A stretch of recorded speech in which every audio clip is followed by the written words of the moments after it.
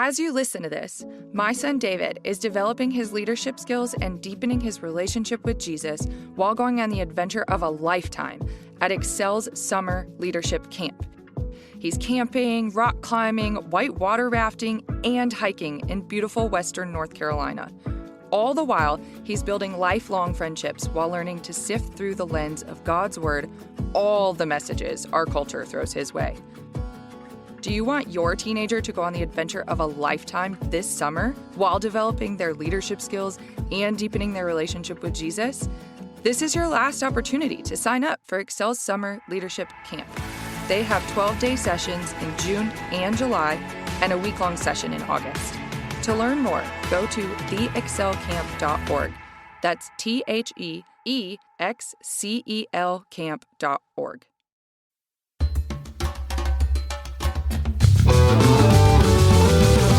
Hey everyone, I'm Dr. Allison, and I'm so glad you're here to discover what brings out the best of you. This podcast is all about breaking free from painful patterns, mending the past, and discovering our true selves in God. I can't wait to get started as we learn together how to become the best version of who we are with God's help. Hi friends, it's Dr. Allison. Welcome back. I'm so glad you're here, and if you're new here, I'm so glad you found your way. This is a space where we talk about the intersection of our spiritual lives, psychology, and the healing journey from the inside out. Whether you've been listening for a while or you're just getting started, I'm so glad you're here.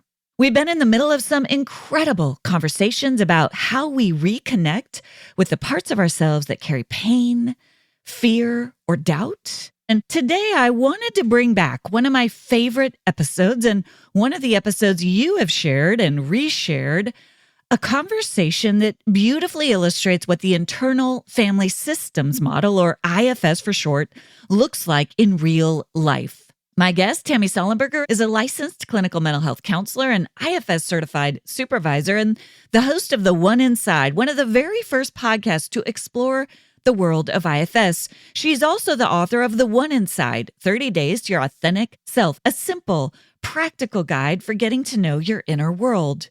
And what I love about this conversation with Tammy is that it's not a teaching, it's a story. Tammy shares openly about her own childhood and the parts of her that formed in response to early loss and how those parts shaped her experience well into adulthood.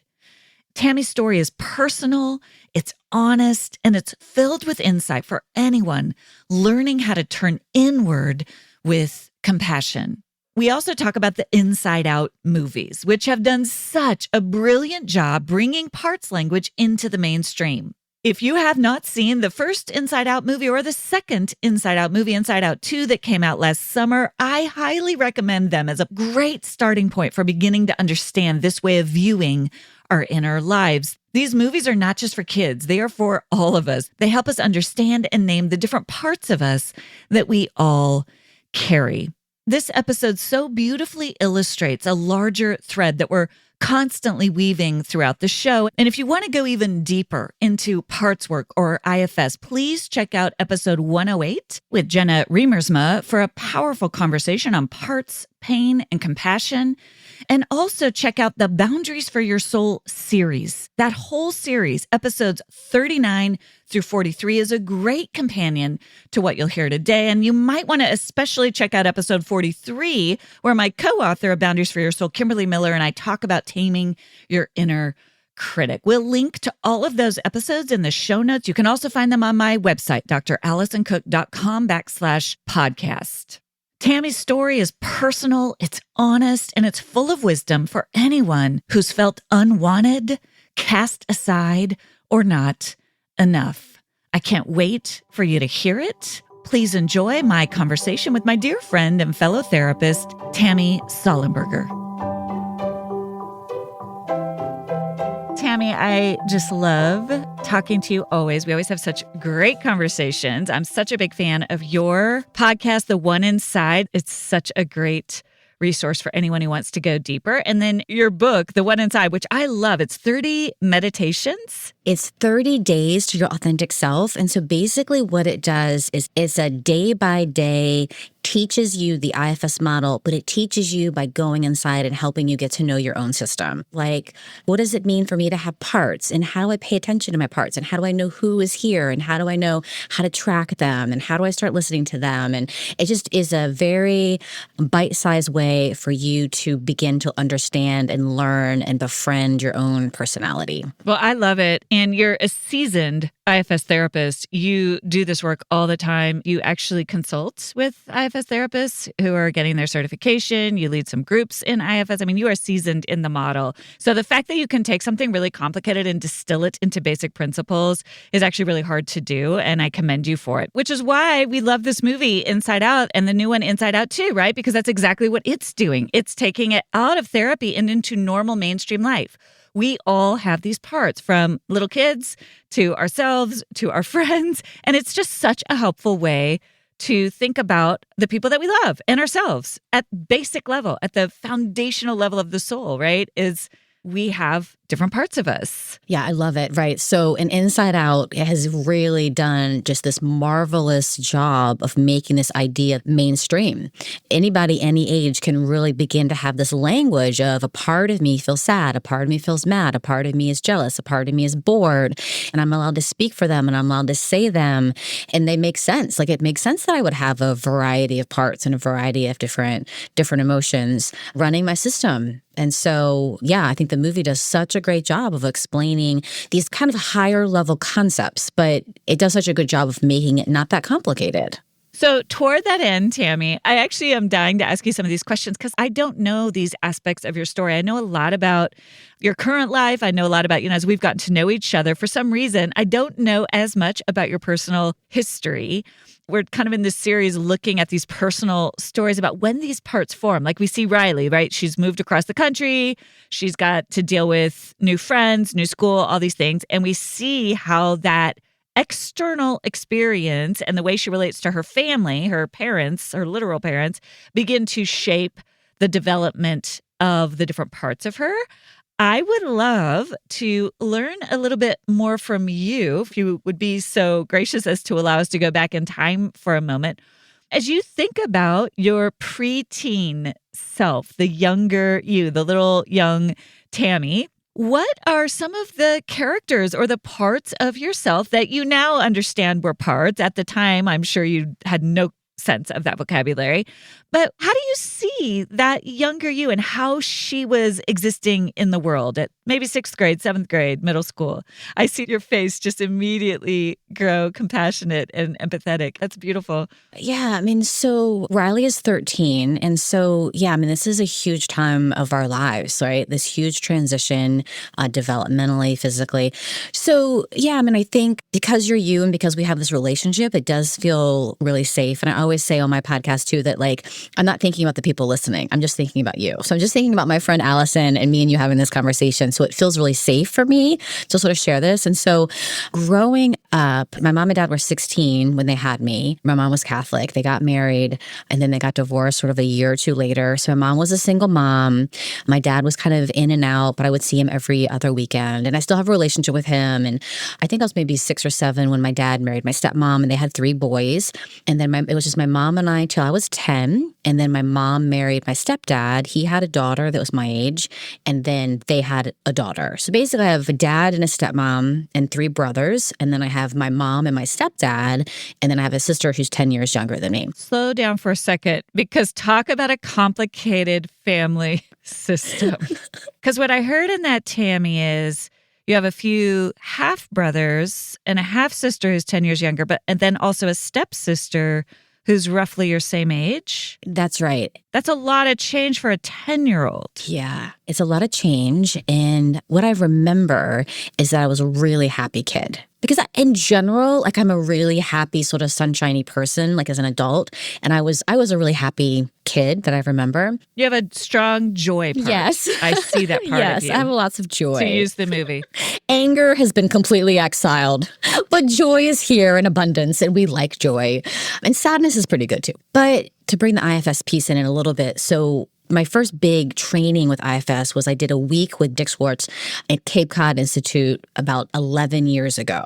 So I did this week-long workshop with Dick, and there was times where there's pieces of teaching, and then there are times where you could work with somebody kind of one-on-one. And the first big piece of work that I did was this 10-year-old part of me who lost her mom. And I was sobbing, like hysterically crying, and I did not know that was there. But looking back and thinking about it, I'm like, yeah, that makes a lot of sense. Because for me, it was me and my mom.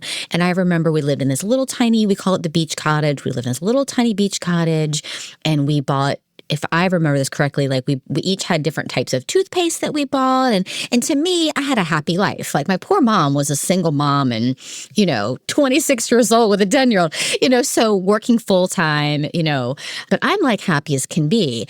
And then all of a sudden, into my system, we move across the street. So I go to a different school. All of a sudden, there's a stepdad who's the nicest guy. He's a nice guy, but there's this man, his daughter, who was very, very tough and ended up getting kind of asked to leave our house when we were 16. So there's a lot of stuff there. And then my mom got pregnant basically immediately. So, by the time I'm 11, I have a baby sister, a stepsister, a stepdad, a new house. And so there was all this loss. And I think that my system basically exiled all this pain. And so we're just going to be cheery. We're going to be a nice girl. We're going to be a good girl. We're not going to cause any problems. And I'm not going to have any feelings. There's not going to be any pain or sadness. And there's nothing about me, right? There's no me here, right? My feelings about losing my mom and what this was like for me, that didn't even dawn on me that I could even speak for like what this was like for me until probably 14, probably when puberty hit. I think I just was super emotional. And the word comes up for me as sort of like identity. Like you sort of see Riley, like she's got hockey. Like I didn't have a thing. I was never really good at anything. I was just okay at school. I didn't really care about school. I cared about my friends, just like Riley. I tried to find different friend groups. I think this is where sort of the church comes in later. When I've done my IFS work, I have this exile around not being wanted. Like, of course you weren't wanted. You had teenage parents. You weren't wanted. And my parents were really good about saying you're wanted and you're loved. And they would say that. They were very good about that. But this part of me says, well, the truth is you weren't wanted. Like, let's be honest, Tammy. And so I have this part, and it will say like it's just in my blood, like not being wanted is in my blood. And so I have then these other parts that do anything that they can do to be wanted. And we see this in the movie with Riley, where she leaves her really good friends to go with the popular girls, and she makes some really bad decisions. And I think I would have done anything to be wanted. Like, just want me, just include me, just let me be a part of it, give me identity. And so I sort of flounder, right? I flounder with friends, I flounder with boys. Once, high school comes, I'm just wanting to be wanted by boys. And as a 3, 3 is we want to be successful. Like, I wasn't successful at school, I wasn't successful at sports, but it'd be like, okay, but if I want to be with this boy, that would be the way I could be successful. Or, being fun or whatever. Like that's how I could be successful. So then my system, when we think about parts, there's a lot of protection around this being wanted. And then what happens when I feel unwanted? And so I have all these parts that kind of swirl around the idea of being wanted and unwanted. Gosh, there's a lot in that. And I can tell there's also a lot of years of getting to know those different parts. And so this is the power of IFS. It makes sense that a part of you picked up burdens all along the way. I would imagine as you started doing the work with Dick 11 years ago, there were memories that surprised you of things that happened that reinforced that burden. That wasn't necessarily true, but moments where maybe even your parents were trying not to reinforce that burden, but maybe something happened that did reinforce that burden. Were there some key memories or moments as you've done some of this work as an adult that you would go back to in your mind? Yeah, that's part of why this work is so powerful is you can go back. But when I go back, it's not traumatic to go back because then I am there with me, the adult leader, the authentic self. Like I can be then with my sixth grade part that felt like she had no friends and was sitting in the middle school cafeteria and felt this incredible aloneness.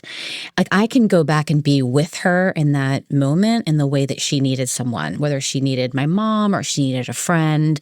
I can go back and be what she needed and really get her out of that place that she's in, where she's still, because that's what happens in our bodies, is I still have these parts that feel that unwantedness or the no sense of belonging or these two families, but I don't exist really in either one of them. I'm not really wanted in either one of these families, which again, other parts of me say that's not true at all. But there's this burden of, I don't fit and I'm not wanted. We have these rational, logical parts of us. No, my parents loved me. But this is what the listener who hasn't experienced this, I want you to understand, these are stored in our memories. I remember when I was writing Boundaries for Your Soul and we were supposed to come up with stories. And I thought, oh, my stories are just dumb. The story that I tell in Boundaries for Your Soul of not making the basketball team in, I think it was 7th grade, right? Which is such a formative year. I worked my tail off, a good little Enneagram 3 part of me. I worked at it. I worked hard to make that team. And when the day came and I walked into the locker room and the list of names was up and my name wasn't on that list, the shame that overwhelmed me. I had bought brand new sneakers that were the sneakers that the real basketball player girls were wearing. And this was in a time when that was a big expenditure. People just didn't throw away money on brand name sneakers. It was a big deal. Like, I got them, I think, for a Christmas present, And then I didn't make the team. And I was just mortified and swallowed up by shame because I had to then wear those sneakers and I didn't make the team, right? And my parents actually loved me through that as best they could. It wasn't even like any horrible big T trauma thing that we might think of had happened, but the way that my parts were lined up and the way that that story landed in that moment with other things that had happened to me as a child was just this feeling of invisibility. My name is never on the list. I'm always invisible. And I still to this day have to update that part of me because I can find all those moments when that happened. And I don't notice the moments where, my friends will say, Allison, are you kidding me? Like, you were always on the honor roll. You're always on all these lists. I'm like, didn't matter. I only remember the ones I didn't make and the shame that I felt. And I bring that in. I hear you saying so well, Tammy, and so clearly, right? Those burdens get picked up. And sometimes the memories that we have where there's pain are surprising to the logical, rational parts of us. They're like, but you sometimes don't make the team. It doesn't matter. I had to go back to the place of that memory and be with the young girl who in that moment just buried that feeling of shame deep inside. Well, in the movie, Riley, she has these balls of memory. And what you see in the second movie is Joy exiles any balls that are shame. She sort of puts up in this little sucker thing and just sort of sucks it away and sort of puts it in the basement. And that's what we do with memories or things that don't align. And so Joy does that with sort of sad things, right? Or shaming things, right? Nope, we're only going to keep the happy balls, the happy memories, the happy moments, the little balls that reinforce that we are loved and we are good and we're happy and we're a good friend and we're smart and all these beautiful things that we want to believe. We're just going to keep those balls. But what happens is our system, because it's so protective in nature, we sort of hold on to the balls that reinforce that burden. So if I have a burden of being unwanted, my parts like almost are hypervigilant for looking for anything or anyone, right? It's sort of that idea of one person says, I don't like you. It doesn't matter that there's a million people out there that think I'm the best thing in the world. My system is going to focus on that one person and like highlight that little ball. That memory then is going to become sort of stored as evidence of my burden. That is so well stated. And I can then imagine as you're going through high school and the social jungle of high school and young adulthood, the exhaustion of trying to make sure every guy, every girl, everyone likes you. What do you do with the ones who don't want you? That would just be devastating, as opposed to learning, oh, wait a minute. There's another way to go through life in terms of relating to other people. Featuring thousands of study notes drawn from the best-selling NIV Application Commentary series, the NIV Application Bible helps you understand Scripture and apply it to your modern life. The NIV Application Bible pairs a deeper understanding of the ancient biblical text with practical insights for today, offering a new way to understand how Scripture speaks into your life right now. Inside, you'll find original meaning notes that help you understand each passage in its historical context, application notes that connect timeless truth to real-life decisions, questions for growth to encourage personal reflection, people to know that introduce you to key biblical figures, and character of God articles that explore the nature of who God is. Save an additional 10% on any NIV Application Bible and NIV Application Commentary resources by visiting faithgateway.com/NIVAB and use promo code BESTOFYOU. That's faithgateway.com/NIVAB and promo code BESTOFYOU for an extra 10% off. Tammy, as you got older and you brought some of these burdens with you into adulthood, when did you begin to realize, oh, this might not be working? This strategy for gaining love and gaining a feeling of being wanted might not be working. That's a good question. We talk about the C's of self-energy. So the authentic self is that leader, that essence of who we are. The divine us inside is this authentic self. And we use these C qualities. And a C that is not listed in the C qualities is choice. And we often think about, if I had choice, if I had more perspective, what choices would I make that would be different, right? If I'm only making choices that are protective in nature because my parts are like, I have to make choices to be wanted or not wanted. So I'm going to pick jobs or hobbies or activities or friends or people that really try to reinforce and sort of create a space of being wanted. And if I get any feeling that this person isn't really going to want me, they're not in the club. So to answer your question, when I was 21, I got really involved in my boyfriend at the time, who became my husband. We got married when I was 22, and we got really involved in his church. And that really shifted my whole life for probably 20 years, that I got really involved in church. And that was a community. I had a good church experience. I have not had a traumatic church experience at all, even though I don't really go to an evangelical church now, but I had a good experience for the most part. But, I think that's where sort of the Enneagram 3 the busyness and the tasks and the being good at something, that's when that started coming into play when I was in my 20s. Like all of a sudden I wasn't chasing boys anymore. I was like, oh, I'm actually not dumb. I'm kind of smart. And so if I take a class, I want an A+.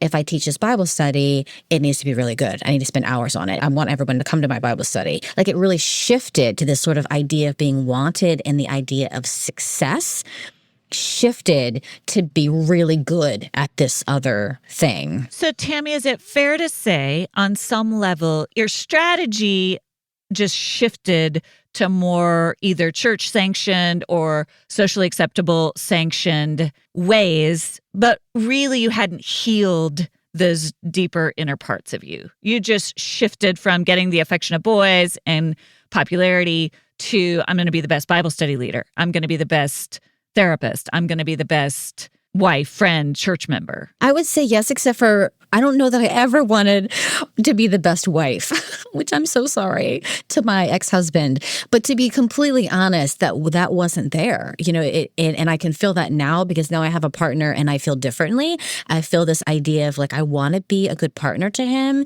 And I look back and I think, wow, I never felt that way with my husband. Like it was sort of like, yep, got him, check off the list, turn around, what else are we doing? Interesting. Yeah. And that's been something that has been, it's just interesting to sort of notice. So I'm not judging it, but I'm just really noticing that like, wow, that was not on my list. And an Enneagram 1 is going to want to be perfect and be the best at something. And a 3's drivenness isn't about that. It really isn't about being the best. It's more about the accomplishment of it. I think for me, it was that idea, and maybe for you too, it's like the idea of being wanted, right? So my success is being wanted. It's not even really being the best at it. When I think about my book or the podcast, Right? I have a lot of like, it's good enough. Let's just accomplish it and get stuff done.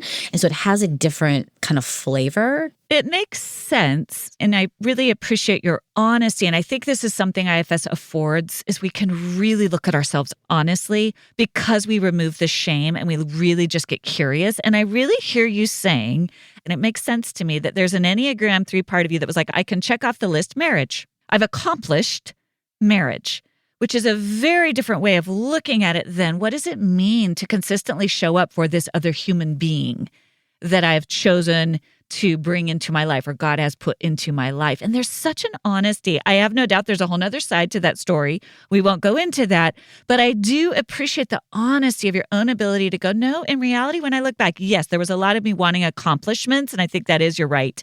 That's a good pushback on that. It's not being the best. And it makes sense to me that at that young age, it's like, okay, I did that, done, next. And that probably did impact from your side of things, how you could show up as a friend and a partner and an intimate person in a long-term relationship. That's really honest. I just want to pause there. I think that's unusual and worthy of just pausing on, oh gosh, yeah, this is what was going on with me.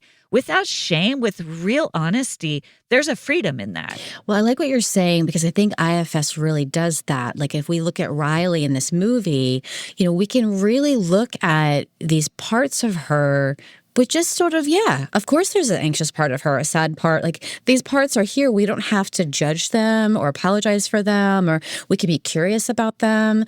We can see how much they love Riley and how hard they work for her. And that's the same thing with our parts, right? The parts of me that were like, let's pick a boy and let's be boy crazy and let's do what we need to do to be wanted. And the parts of me that feel really unwanted, I really understand them. Like it makes sense to me that they're there. It makes sense to me why they're there. Not in a logic way, but in a heart way. Like my heart, my open heart, myself can really understand in a loving way how these parts are trying to help me. And if we kind of make it a little simplistic, my system really just gets built around this idea of being unwanted and success, right? Just these two things that are highlighted for me being an Enneagram 3 and coming from the family that I did. Then think about the parts of me that work really hard to make sure those things happen. And then think about the parts of me that come in when that doesn't happen, right? When my name isn't on the basketball list. And then all these parts have to come in to help me with these feelings of failure, with these feelings of being unwanted. I mean, that happens with my son. If my son, my 13-year-old, he's an only child, I had a hard time having him. And so when there's any little hint that he doesn't want me, my system goes haywire. And there's rage and there's shutdown because my system is built around this idea of being wanted and unwanted. And so when there's feelings around that, everyone goes crazy. Right? So then I have to be there to say, hey guys, I'm here. I am with you. Turn and look at me. I am with you. Right? And so we have self that kind of steps into the room, which we don't really see that in Inside Out too. I come into the room and I say, I am here. I want you. I love you. Let's see, what do you need from me? Let's have a connection with me and you sort of see what happens to these sweet parts when I enter the room. Can we move into that a little bit, Tammy? Because I love what you're saying. What does that actually look like? Those old childhood 10-year-old parts of you that felt unwanted. Can you give us a little glimpse of how you've gotten to know those parts that show up? How do you even notice it in your body? I've noticed it happens usually when I pick him up from school in the car. So I'll pick him up and, he's tired, he's anxious, and it's just sometimes there's a hard transition. And so he'll say something. And what I notice in my body is it feels like I disappear.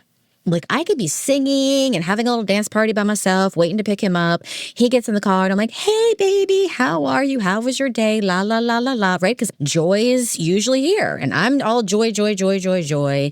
And he says something and I am joy, joy, joy. And he says something else. And then all of a sudden I feel like an invisible cloak has sort of come over me and I don't even feel like I'm there. I'm putting my hands on like 10 and 2, right? My hands are on 10 and 2. I'm driving the car and all of a sudden it's like there's no more personality here. right? It's like I go from singing to I'm not here at all. And I'm aware, but I really feel this cloak of like nothingness that I've completely shut down. Like I'm shut down, I'm numb. It feels like it takes over my whole body. Sounds like a nervous system response. Like it's not freeze necessarily, but you really do go into a form of a fight-flight response inside of you. A part takes you out, essentially. Yeah. We all have those experiences. And as you work with the parts, how do you in that moment hang on to yourself? Yeah. So one of the things I think is really true is it's happened so much. And this has become a part of me that when I think about it and I consider some of those moments that were really hard, I'm like, oh yeah, this part's been around for a long time, right? It predates my son, right? It predates.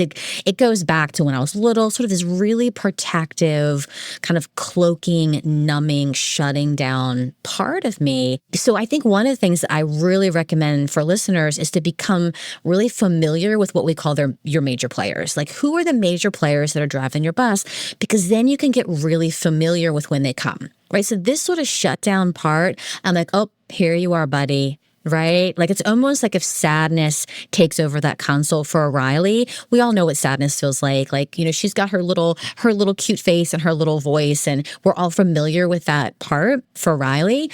And so for me, and I think for us, it's really getting familiar with like, oh, that's what's here right now, right? So it's so totally blended, totally took over that console, totally started driving the bus. And so what I'll do now is I just will begin to breathe. And I will say, I am here. And what I'm saying to the part is, I know that you're trying to protect me, but I'm letting you know that I'm here. Let me be here. We see this beautiful scene in Inside Out 2 where Riley has this panic attack at the hockey thing, and we sort of see what happens inside with anxiety. But outside, what we see when Joy sort of takes back over, we see Riley breathe. We see her open her eyes and look down at her skates. We see her senses come back online, right? We see that she can hear the hockey puck and the hockey skates.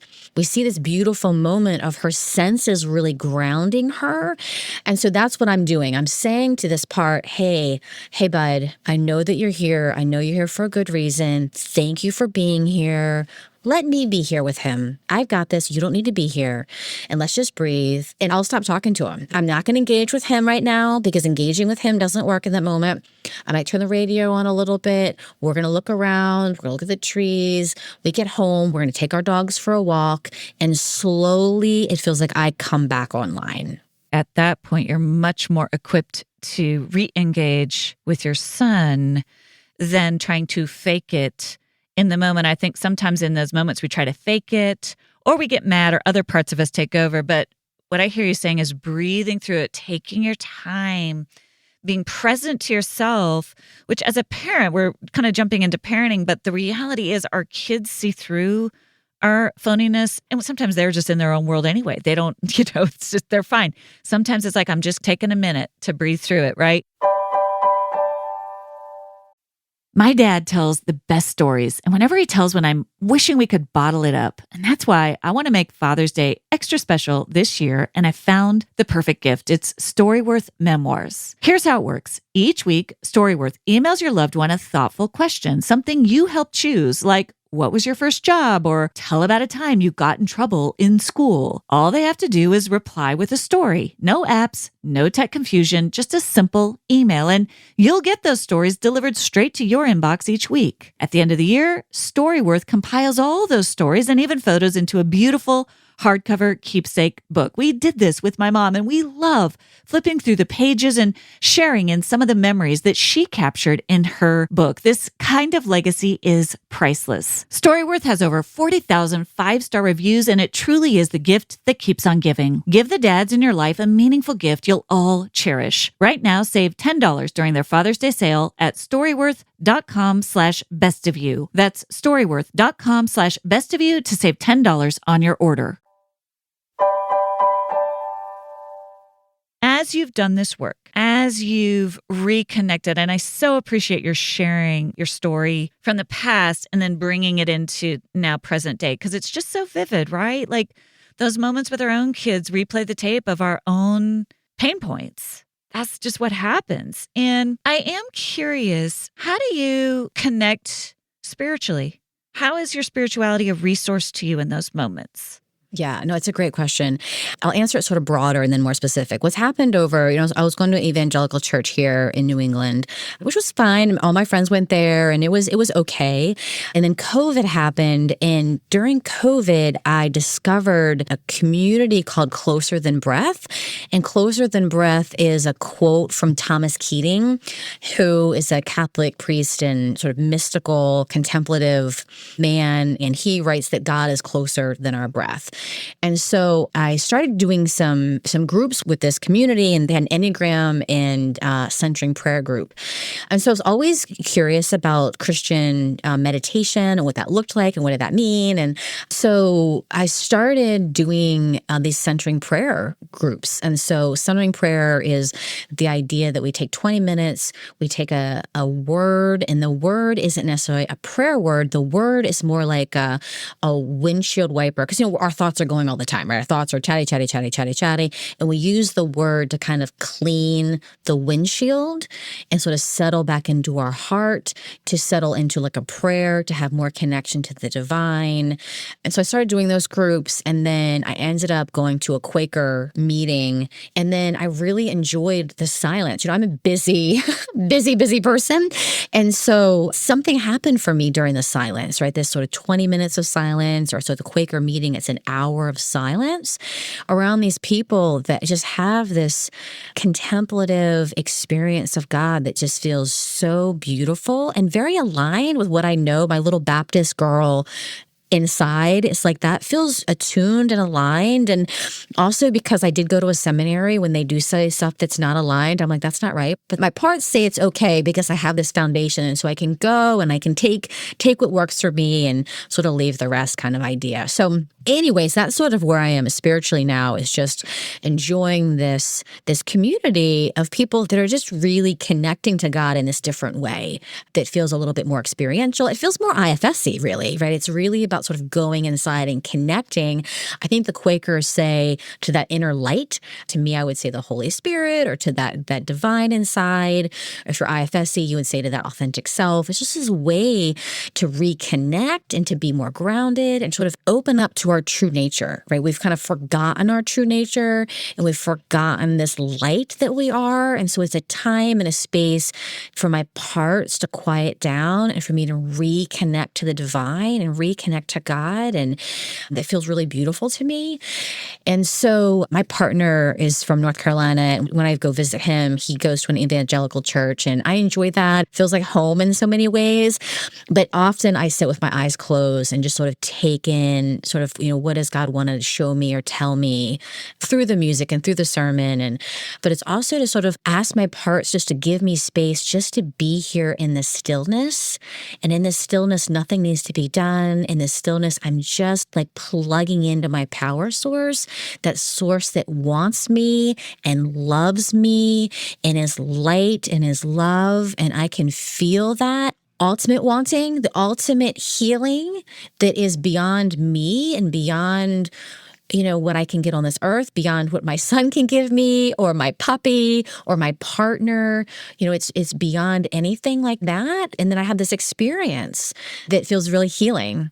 What's kind of running through my mind as I'm listening is be still and know that I am God, right? And just the way you brought that around to the ultimate being wanted.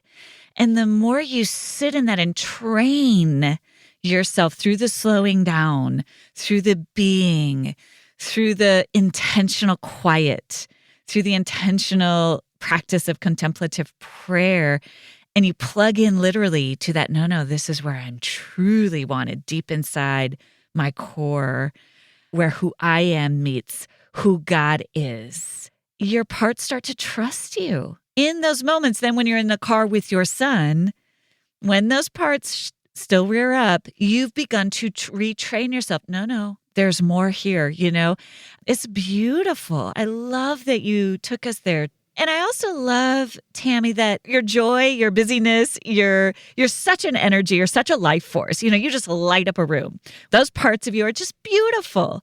Right. And also, even with your son, you're lighting up the room and then he's kind of, Eeyoring, raining on your parade. Right. And those parts of you hijack you. all of that is welcome around that centering place of here is God, here am I. I just love that you're tapping into that. That's beautiful. Yeah, thank you. I love the way you say that, right? This connection. It's like bringing all of me and all of my parts that are welcome and have good intentions and are wounded in some way and have all these burdens. We all come into the divine for healing and for connection and for light and for just silence, right? We all come and enjoy and take in this connection. Yeah, that's beautiful, Tammy. Thank you so much for sharing with us. I would love for you to let the listeners know how they can connect with you and your work. Where can they find your podcast and your book and all the things you're doing? Yeah. So if you just go to my website, everything's there, tammysollenberger.com. And that's where my book and podcast, and I'm on Instagram at IFS Tammy. And we have a YouTube channel where we're starting to there's a really cool new start here where we put 5 of some of our favorite episodes. So if you're new to IFS or you're curious about IFS, you can go to the Start Here page. It's on YouTube and it's on my website. Before we close, I'd love to ask you 2 questions. What would you say to that younger 10-year-old with the wisdom that you have now? What I would say and what I think about and what I'm currently working with a part of me, I have like a 17-year-old part that I'm really kind of hanging out with lately, is this sort of desire to play more and draw and paint and music and just try things and really just experiment more. And that's what's beautiful about you. It's not having to succeed at anything. It's just playing. Go be successful at playing. I love that. What would you say is bringing out the best of you right now? I think what's bringing out the best of me is this relationship that I'm in. This long distance relationship I'm in. It's bringing out the best of me because it's making me think about who do I want to be. I want to be more loving. What's keeping me from being loving? It's challenging me to be like, okay, you're 50. Do you want to be in a loving relationship? Do you want that? So then what do you need to do? What parts do you need to work on? What needs to happen inside of you internally for you to have the external relationship you always wished you had? Because here's the really cool thing, and I don't recommend people get divorced or have 2 relationships, but when you do, and you end up doing the same thing, you're like, oh, shoot, that must be me. And so you can have the same relationship you had the first time, or you can try something different. And so what seems to be bringing out the best of me is being a little bit brave and a little bit vulnerable to love and to be loved in a really different way. Wow, that's a whole word. I love that honesty again, Tammy. That's the freedom that comes with this work of really being able to look at your own self, your own parts, get really honest with yourself. What's mine to do differently? I love that you're getting this opportunity. You're the best. You're just such a light. And I'm so grateful for the time you gave to us today. Thanks, Allison. And I could say the same thing about you. I appreciate your friendship and all that you do for the world and for me just as a friend. Thank you for joining me for this week's episode of The Best of You. It would mean so much if you take a moment to subscribe. You can go to Apple, Spotify, Amazon Music, or wherever you listen to podcasts and click the plus or follow button. That will ensure you don't miss an episode and it helps get the word out to others. While you're there, I'd love it if you leave your 5-star review. I look forward to seeing you back here next Thursday. And remember, as you become the best of who you are, you honor God, you heal others, and you stay true to your God-given self.